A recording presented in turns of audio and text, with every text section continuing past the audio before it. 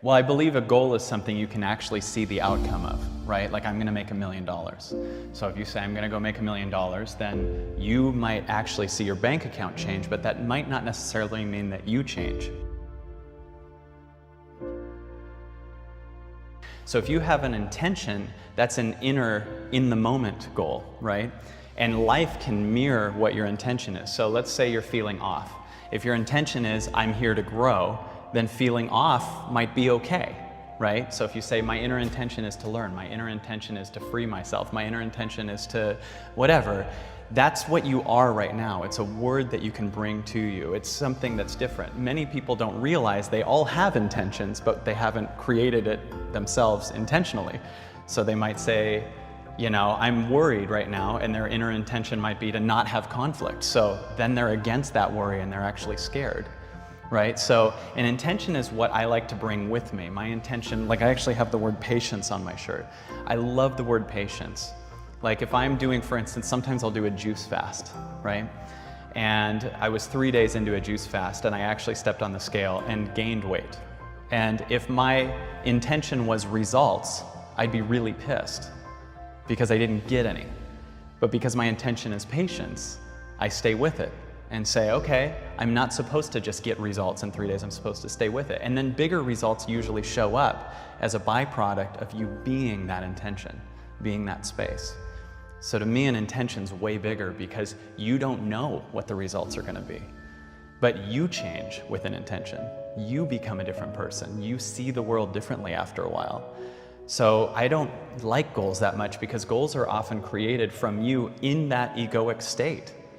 You get what I mean? Like in the state you're in, like everything you're thinking right now, the biggest goal you can see for yourself still brings in your past story. So your past story might think, I'm someone, for instance, just to give a measurable thing, let's say you're someone who makes $20,000 a year and you want to create a goal for next year. So the biggest you're going to see is like, I'll make 30,000 next year. Yeah, but you're just this moment. What you and I and Oprah and Trump and anyone you can think of, we're all the same thing. Infinite possibilities, just heart, lungs, potential in this moment right now. And if you undo yourself from the old story, then you can change really fast. I want to go back to what you said about the stories and the stories we tell ourselves, which really feels to me very foundational in your entire philosophy. And I've seen you on stage working with people to help them release their stories, which is really, really special and neat to see you do. And you want to talk about something that would give me heart palpitations. It's really neat.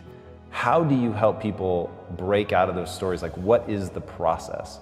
Well, this might sound ignorant, but I believe all of our challenges that we have that we get triggered by are an illusion. I don't mean that like, so don't pay attention to them, because that's ignoring them. They still need to be felt and released.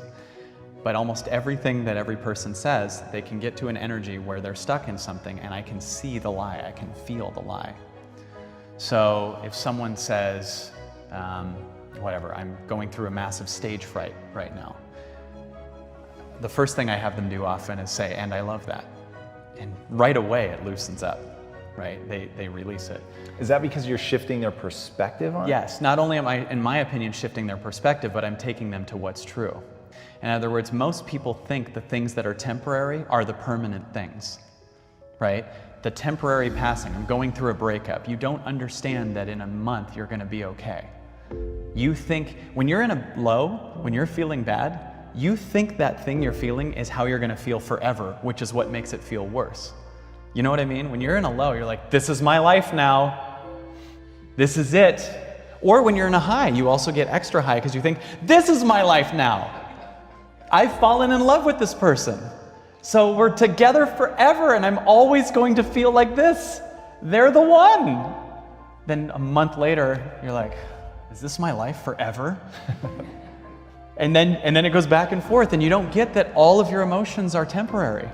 They're passing things.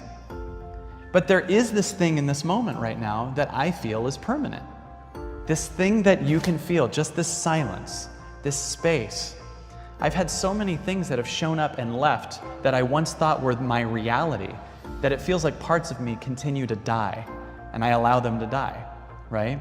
So most of our pain comes from believing, I believe, that we should keep holding on to these things that are really heavy in our lives. Even in physical examples, like just there's a lot of us that have an attic full of things, right? A lot of those things are things that your past thinks you should have, but they're not necessarily what your heart would want right now, right? Like this is something I inherited, or I should keep this and one day show my kids, right?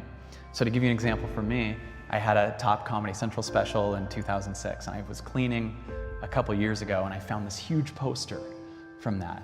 And it was something I'm so proud of, and I was like, should I keep this? And I was like, my mind comes up with a justification for why I should keep that. And I believe when your mind comes up with a justification, that means you don't want it. I don't justify to anybody why I do this for a living. I don't justify who my family is. I don't justify who my best friends are to anybody. But there are some of us that have situations like, well, I do not like that person, but they were nice to me that one day. I don't like, yeah, that job sucks, but I will get medical in 6 months, right? You're allowing yourself to lower yourself to your mind understanding why you're ignoring your body.